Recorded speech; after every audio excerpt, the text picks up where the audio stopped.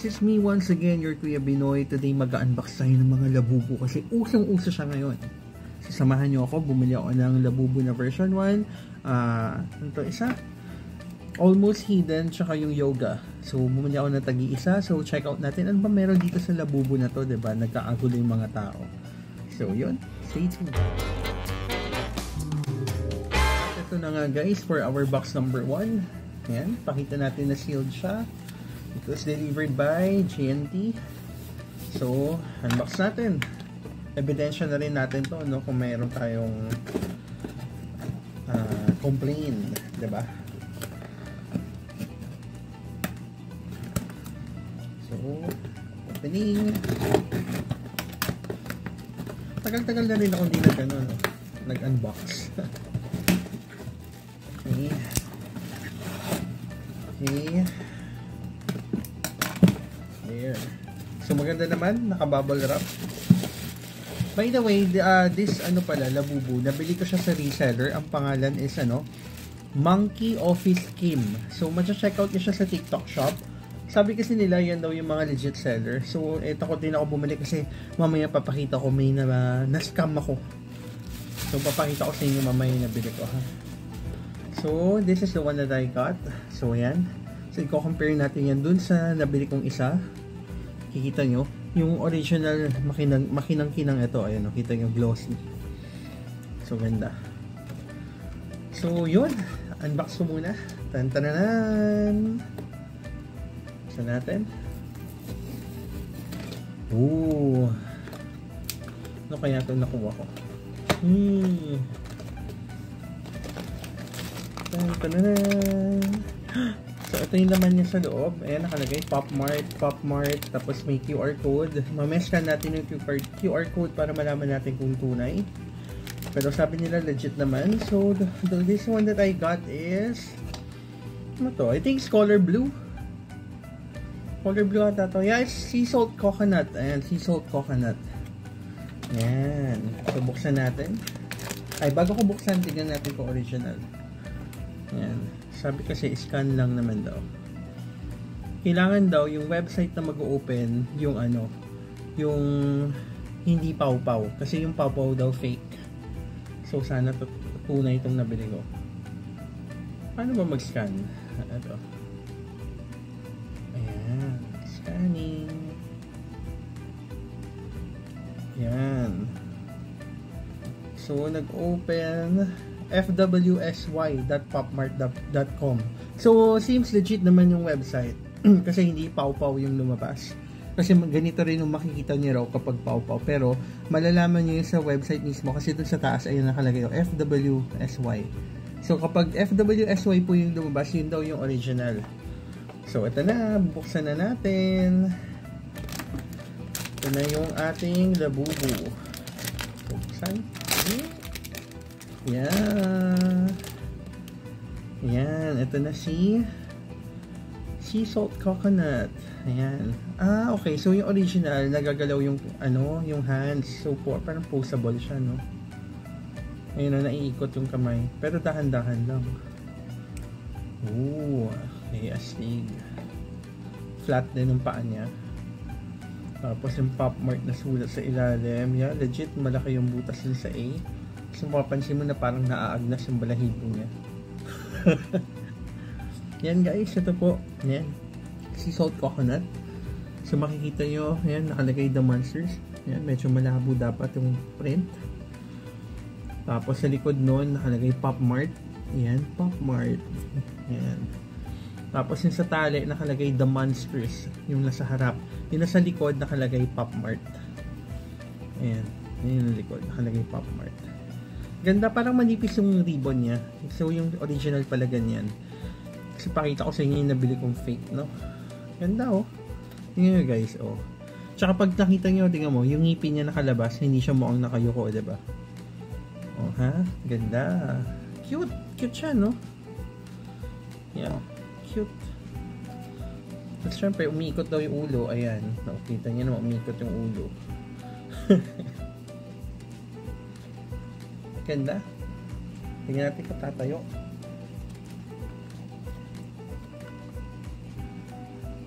Yun, tumatayo siya. Ayun, tumatayo naman.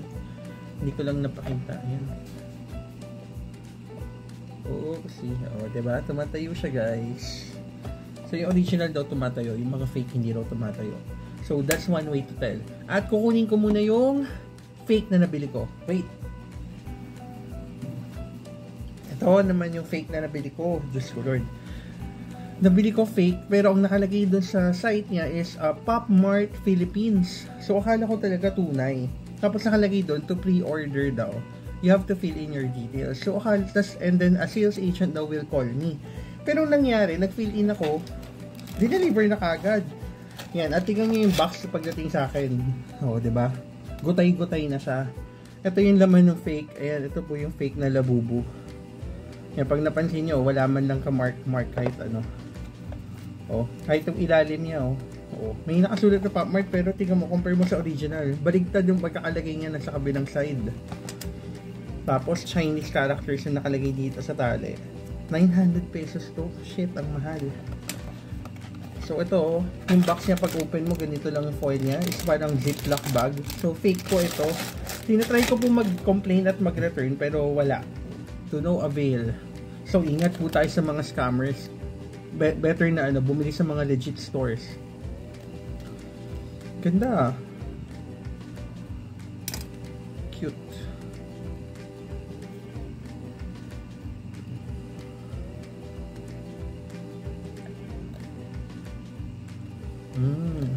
Posable nga siya. Ganda. Kung nagagalaw yung kamay, so is posable. Ganda siya. Yan. Blue one. Sea salt. So, next item naman na bubuksan natin. So, compare nyo nga yan ha. Tingnan nyo ha. This one is original. This other is fake. Ang layo na itsura diba? Parang maputla yung fake Tapos mapula yung sa ulo niya. Parang masakit yung ulo niya. Diba? Dapat hindi ganun kataas. So, medyo dito dapat.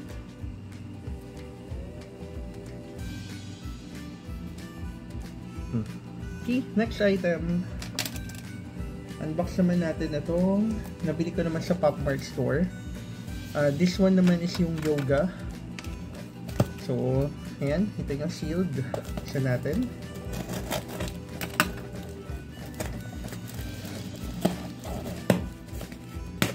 Ayan.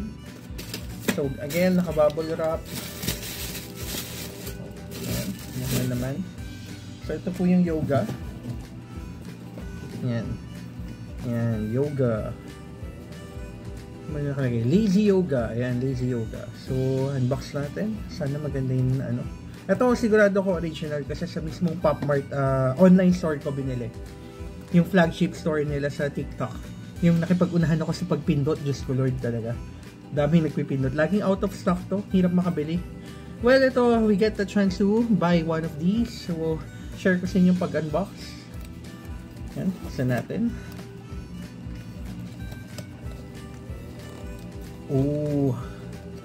Hirap naman buksan. Natanggal.